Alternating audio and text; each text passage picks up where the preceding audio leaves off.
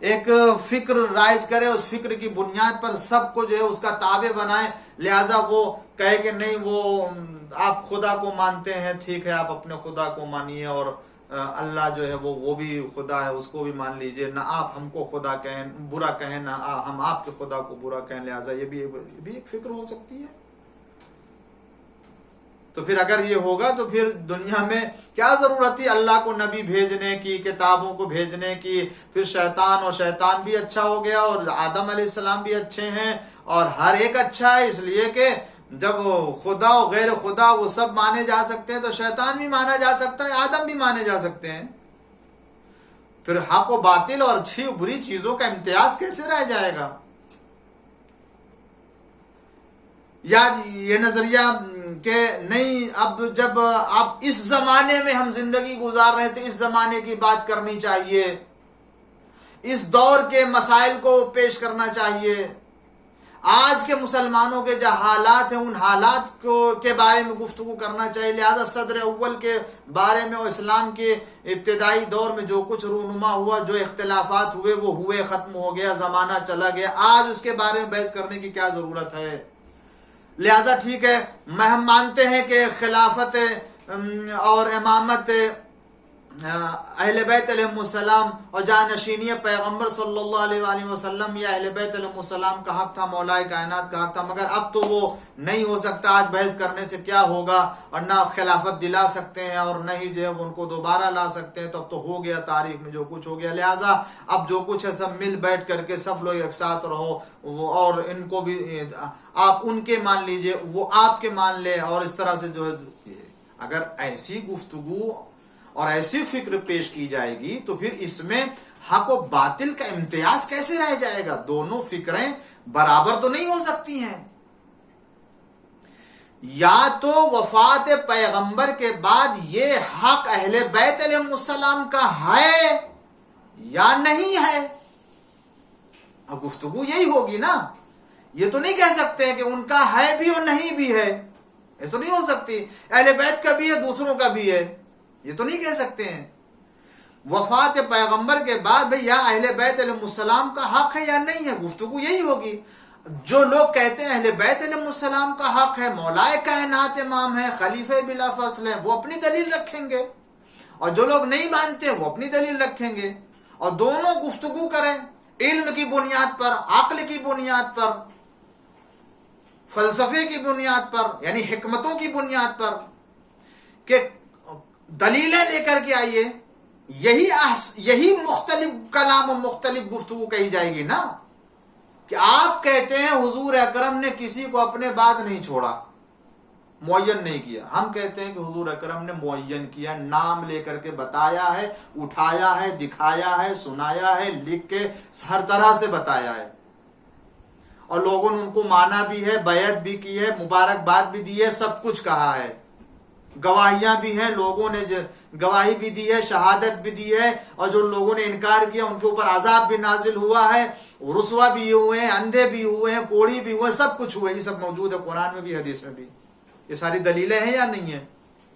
ہم بھی دلیلیں پیش کرتے ہیں، اور اس کے مقابل میں جو لوگ کہتے ہیں کہ نہیں رسول اللہ نے کسی کو نہیں بنا، وہ بھی اپنی دلیل لے کر کے آئے اور بحث کرتے ہیں، گفتگو کرتے ہیں۔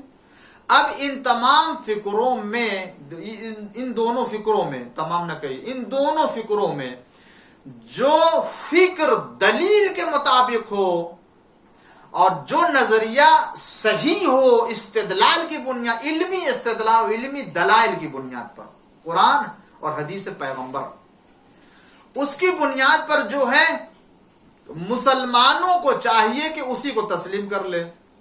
آپ کہیں گے کیسے تسلیم کر؟ قرآن کہتا ہے کہ یستمعون القول، مختلف فکروں کو سنتے ہیں، فیتبعون احسنا، انتخاب اس کا کرتے ہیں جو احسن ہے، سب سے اچھا ہے۔ تو یہی گفتگو ہو سکتی ہے کہ آپ بھی اپنی دلیل لے کر کے آئے، ہم بھی اپنی دلیل لے کر کے آتے ہیں، اور ہر طرح کی دشمنی، ہر طرح کے تعصب کو ہٹا دیجئے، اور ہٹانے کے بعد جو واقعی علمی نظریے کی بنیاد پر، استدلال کی بنیاد پر جو فکر مطابق ہو، اسی فکر کے تابع ہو جائیں۔ اس لیے قرآن کہتا ہے نہ جھگڑا کرو، نہ اختلاف کرو، نہ برا بھلا کہو، نہ کسی کو جو ہے وہ کسی کا مذاق اڑاؤ، گفتگو کرو، جو علمی گفتگو ہے اس کا انتخاب کر لو۔ عزیزان گرامی، اگر اس طرح سے گفتگو ہوگی تو نہ جانے کتنے ایسے اختلافات دور ہو سکتے ہیں، اور ہوئے ہیں۔ اور یہی وجہ ہے کہ جب علمی دلیل کی بنیاد پر، عقلی دلیل کی بنیاد پر اس طرح کے اختلافات کے حل کیا گیا تو ایک نہیں ہزاروں ایسے خوش نصیب پیدا ہوئے کہ جنہوں نے فیتبعون احسنہ کے اوپر عمل کرتے ہوئے مذہب اہل بیت کو قبول کر لیا۔ آج وہ شیعہ اثنا عشری ہو چکے ہیں۔ ایک صلوات پڑھ دیجئے محمد وعلی محمد۔ اللہم صلی علی محمد وعلی محمد وعجل۔ تو ہمیں چاہیے کہ اگر اسلام آزادی دیتا ہے تو اس آزادی کے حدود کا خیال کرتے ہوئے حق کو باطل سے یا باطل کو حق سے نہ ملائیں، ورنہ پھر حق و باطل کا امتیاز دور ہو جائے گا، ختم ہو جائے گا۔ اور اللہ چاہتا حق کے اوپر رہو، حق کے اوپر جو عمل کرو، حق کے راستے کے اوپر چلو۔ خدا کہتا اہدنا الصراط المستقیم، صراط مستقیم کے اوپر چلنے کے اللہ تاکید کرتا ہے۔ تو صراط مستقیم کیا؟ اس کا مطلب ہے کہ کوئی غیر مستقیم ہے نہ راستہ۔ تو اگر غیر مستقیم راستہ ہے اور اللہ کہہ رہا صراط کے اوپر چلو، سیدھے راستے کے اوپر چلو، صراط کا مطلب کیا؟ سیدھا راستہ۔ اس کا مطلب کہ اس کے مقابل میں ٹیڑھا راستہ ہے نا۔ تو اللہ یہ تھوڑی چاہتا ہے کہ تم ٹیڑھے راستے کے اوپر بھی چلو، سیدھے راستے کے اوپر چلو۔ تو اللہ تو سیدھے راستے اوپر چلنے کا حکم دے رہا ہے۔ اگر حق اور باطل کو حق سے ملا دینے کو اچھا سمجھا جائے گا تو اس کا مطلب ہے صراط پر بھی چلو، غیر صراط پر بھی چلو۔ اور اللہ کہہ رہا ہے اہدنا الصراط المستقیم۔ آزادی بیان ہے مگر قرآن کی روشنی میں، اور قرآن کہتا ہے صراط والا راستہ چلے گا، وہ جو صراط کے مقابل میں آتا ہے وہ راستہ نہیں چلنے والا۔ ایک صلوات پڑھ دیجئے محمد وعلی محمد۔ اللہم صلی علی محمد وعلی محمد وعجل فرجهم۔ اور اسی کے ساتھ ساتھ میں ایک بات اور عرض کروں کہ جو اسلام ہمیں آزادی کی اجازت دیتا ہے اور بیان کی، تو پھر اس میں ایک حد یہ بھی رکھا ہے قرآن کی روشنی میں جو میں آپ کی خدمت میں عرض کرنا چاہتا ہوں، وہ یہ کہ پھر کوئی ایسی فکر بھی نہ ایجاد کرے جو بدعت فکر کہی جائے، جو بدعت ہو، اس لیے کہ دین میں، اسلام میں بدعت کی ایجاد کرنے کی اجازت نہیں دی گئی ہے۔ اگر کوئی دین کا ذمہ دار بن گیا، دین حاکم بن گیا، اگر حاکم بن گیا، اس کو قدرت مل گئی، طاقت مل گئی، تو کیا اسے اجازت دے دی گئی ہے کہ وہ دین میں اپنی رائے اور اپنی پسند کو داخل کر دے؟ اسلام اس بات کی اجازت نہیں۔ اسلام کے قانون مرتب کر دیے گئے ہیں حضور اکرم کے ذریعے سے۔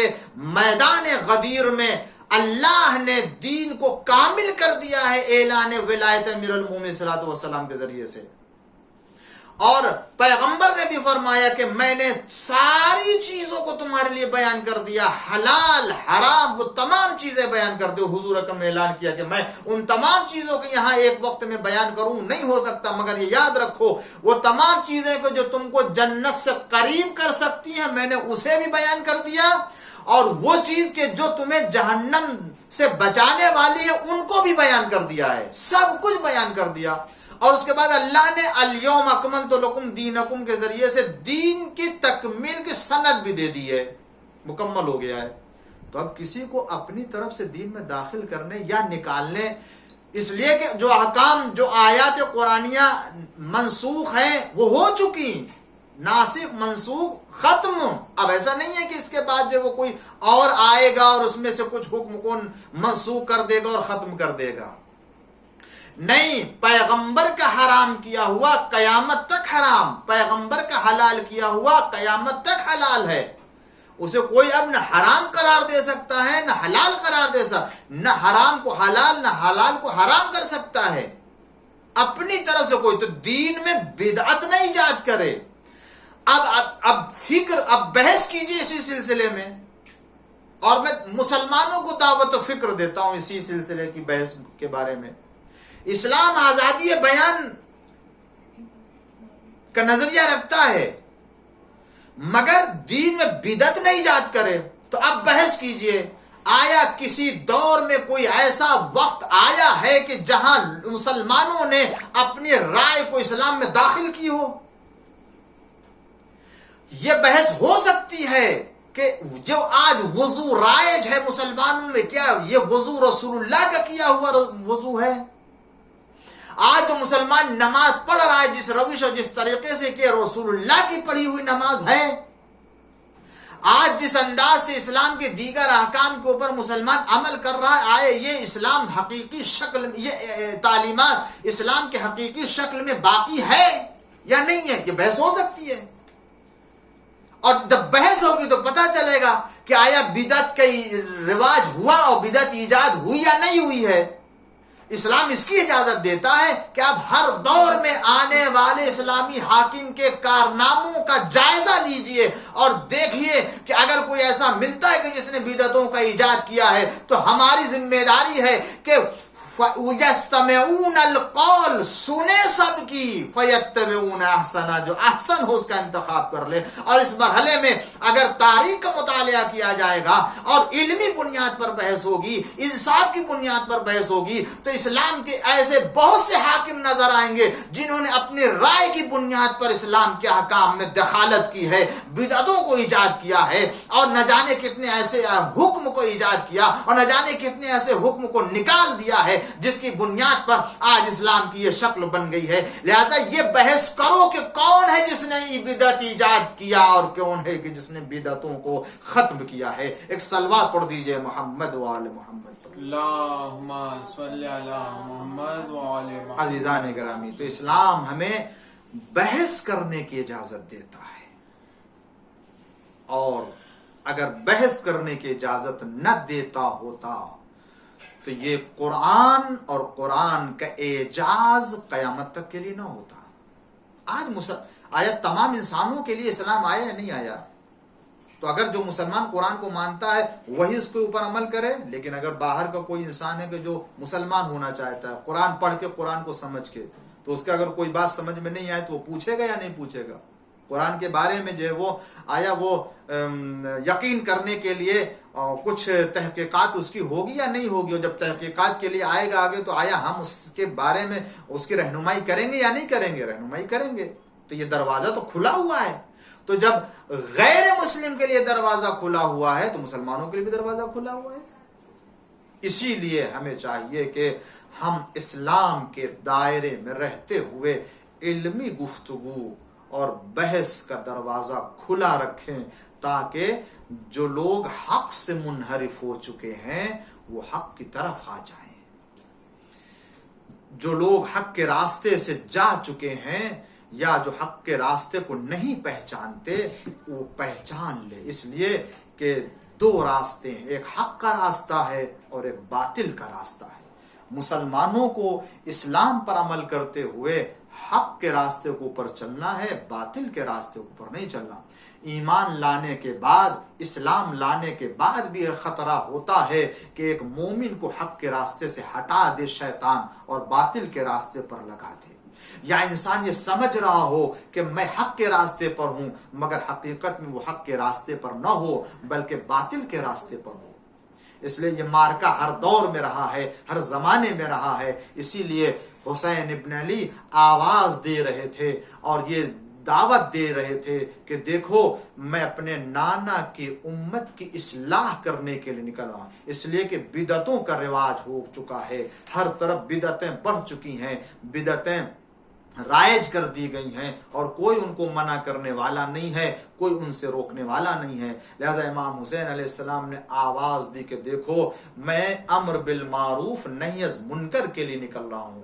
حسین ابن علی نے ہر ایک کے لیے دروازہ کھول دیا تھا، اور اگر یہ آزادی نہ ہوتی عزیزان گرامی، اگر یہ اسلام میں آزادی نہ ہوتی तो वो हुर के जो हुसैन इब्न अली को घेर के करबला लाया था, शब आशूर, ये उसी आजादी का असर था कि उसने अपने फिक्र को बदल लिया, अपने फिक्र को चेंज कर दिया और यजीदी फिक्र से निकल करके हुसैनी फिक्र में आ गया। और हुसैनी फिक्र के दायरे में आने के बाद उसे एहसास हो गया कि हम अब कहाँ हैं और इसके पहले कहाँ थे। इसीलिए उसने कहा था, जिसने पूछा था कि मैं तुम्हारी अजीब कैफियत देख रहा हूँ, उसने कहा हाँ, इसलिए कि मैं खुद अपने आप को जन्नत और जहन्नम के दरमियान देख रहा हूँ। और ये आवाज दी कि तुम्हें ये आवाज नहीं सुनाई दे रही है? कौन सी आवाज? जरा कान लगा के सुनो तो। ख़याम हुसैनी की तरफ कि वहां से छोटे छोटे बच्चों की सदाए अलअतश बुलंद है, हाय प्यास, हाय प्यास। ए अरबाब हज़ाब, ये करबला वाले हैं जिन्होंने प्यास को बर्दाश्त कर लिया, ये करबला वाले हैं जिन्होंने भूख को प्यास कर लिया। ए अरबाब हज़ाब, आप अंदाजा करें, ये अय्याम सफर के माह सफर के अय्याम है। अहले बैत के ऊपर बड़े मजालिम ढाए गए हैं। करबला से लेके कूफा से लेके शाम तक अहले हरम को असीर करके उन पर जो जो मजालिम ढाए गए हैं उन्हें तसव्वुर भी नहीं कर सकते हैं। मगर अरबाब अज़ाब, इन तमाम मजालिम के बावजूद, इन तमाम सितम के बावजूद, इन तमाम मसाइब के बावजूद, अहले हरम में छोटा हो तो छोटा, बड़ा हो तो बड़ा, औरत हो तो खातून, मर्द, कोई भी ऐसा नहीं कि जो इंसानी शराफत से नीचे आकर के उसने कोई बात कही हो। अरबाब अज़ाब, ये हक वाले थे, ये शराफत वाले थे, ये इंसानियत वाले थे, जिसकी बिना पर अपने को इंसानी शराफत से नीचे ना आने दिया। क्यों? इसलिए अज़ादारों, मैं एक जुमला अर्ज करना चाहता हूँ, इसी से करबला वालों की शराफत का अंदाजा कीजिए, उनकी वुसअत क़ल्बी का अंदाजा कीजिए और उनके इंसानी तालीमात का जरा ख्याल कीजिए कि वो कितने आली ज़र्फ थे और इनके दुश्मन कितने कम ज़र्फ थे। अज़ादारों, दरिया बह रही है, हर एक सैराब हो रहा है, मगर पानी न पिए तो करबला के ये बच्चे न पिए कि जो हुसैन के साथ आए हैं। पानी सब पिए, मगर पानी न पिए तो हुसैन के घर वाले पानी न पिए, सकीना पानी न पिए, औन मोहम्मद पानी न पिए, कासिम पानी न पिए, फातिमा कुबरा पानी न पिए, ज़ैनब पानी न पिए और उम्मे कुलसूम पानी न पिए, शशमाह असगर को पानी न मिले, रबाब पानी से महरूम रहे, ये सब पानी से। मगर अज़ादारों, ये जिस तरीके से 3 दिन के प्यासे थे, उसी तरीके से ये अहले हरम 3 दिन के भूखे भी थे। मगर अज़ादारों, हमने सदाए अलअतश सुनी है, मगर किसी ने भूख का जिक्र नहीं किया है, जबकि जैसे ये प्यासे थे उसी तरीके से ये भूखे भी थे। मगर अज़ादारों, क्या वजह है जिसकी बिना पर इन्होंने भूख का जिक्र नहीं किया, पानी का जिक्र किया? पानी मांगा है मगर खाना नहीं मांगा। अज़ादारों, इसकी वजह ये है जिसे शेख जाफर शुस्तरी ने अपनी किताब में लिखा है। इसकी वजह ये है कि देखो, पानी वो नेमत है, पानी वो चीज है जिसके ऊपर हर इंसान का हक होता है, जानवरों का भी हक है, इंसानों का भी हक है। इसीलिए पानी के लिए देखा होगा कि रास्ता चलते हुए भी इंसान एक दूसरे से पानी मांग लेता है, इसलिए कि पानी के ऊपर हक होता है। मगर ये न देखा होगा किसी को कि चलते हुए खाना मांग लिया हो, इसलिए कि पानी मांगना इंसानी शराफत के खिलाफ नहीं है, खाना मांगना इंसानी शराफत के खिलाफ माना जाता है। ए अज़ादारों, करबला में ये हुसैनी शराफत की इतनी बुलंदी पर फाइज थे, बड़े तो बड़े, छोटों ने भी खाने के जिक्र नहीं किया।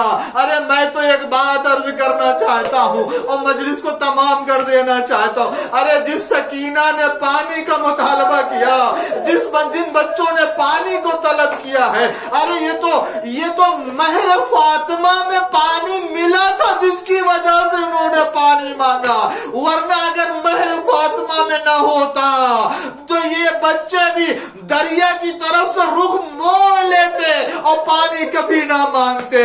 اور نہ کبھی چچا سے کہتی کہ چچا پیاس لگی ہے، اور کبھی عباس ان بچوں کو پانی کے لیے انتظام بھی نہ کرتے۔ وَسَيَعْلَمُونَ الَّذِينَ أَيَّ مُنْقَلَبٍ يَنْقَلِبُونَ رِضًا بِقَضَائِهِ وَتَسْلِيمًا لِأَمْرِهِ۔ پروردگارا بحق زہرا و ابیہا و بال و بنیہا و سر المستودع فی امام زمانہ کے ظہور میں تعجیل فرما، ہم سب کو ان کے آوان و انصار میں شمار فرما۔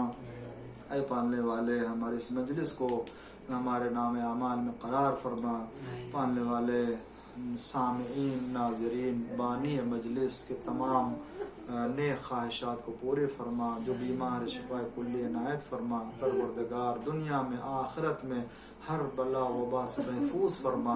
اے پالنے والے ہم سب کو عافیت میں قرار فرما، علماء اعلام آیات اعظام کی حفاظت فرما، ہم سب کے چھوٹے بڑے گناہوں کو معاف فرما۔ معبود محمد آل محمد کے شفاعت سے روز قیامت ہم سب کو سرفراز فرما، بحق محمد وآلہ الطاہرین۔